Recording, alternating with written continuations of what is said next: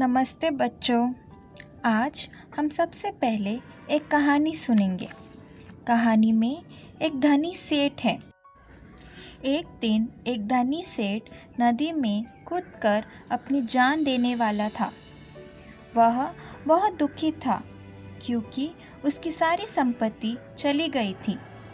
उसे कुछ सूझ नहीं रहा था, इसलिए वह अपने आप को समाप्त करने जा रहा था। तभी उसे एक साधु ने रोक लिया। साधु ने धनी सेठ से निराशा का कारण पूछा। तभी उसने सारी बात साधु को बताई। साधु ने कहा, सुख दुख तो आते जाते रहते हैं, यही प्रकृति की गति है। दुख न आए तो सुख का स्वाद क्या होता है, ये कौन कैसे जानेगा। इसलिए जीवन में सुख और दुख दोनों ज़रूरी है। जो यह जान लेता है उसका जीवन बंधनों से मुक्त हो जाता है।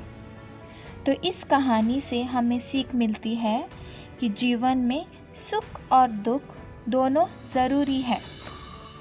इसी जीवन के संदर्भ में हम आज एक कविता का सारांश देखेंगे। कविता का नाम है प्रार्थना।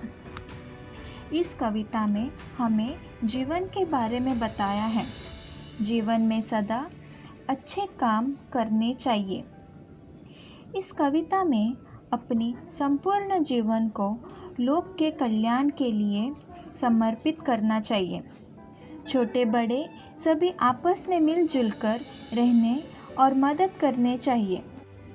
हमें किसी का भी अपमान नहीं करना चाहिए। हमेशा एकता और भाईचारे के साथ जीवन जीना चाहिए। छोटी छोटी बातों पर हट नहीं करना चाहिए। इसी तरह अपनी देश वतन के लिए हमेशा अभिमान का भाव रखना चाहिए। तो आज के इस सारांश से हमें पता चलता है कि हमें जीवन में सदैव अच्छे काम करना चाहिए। धन्यवाद बच्चों।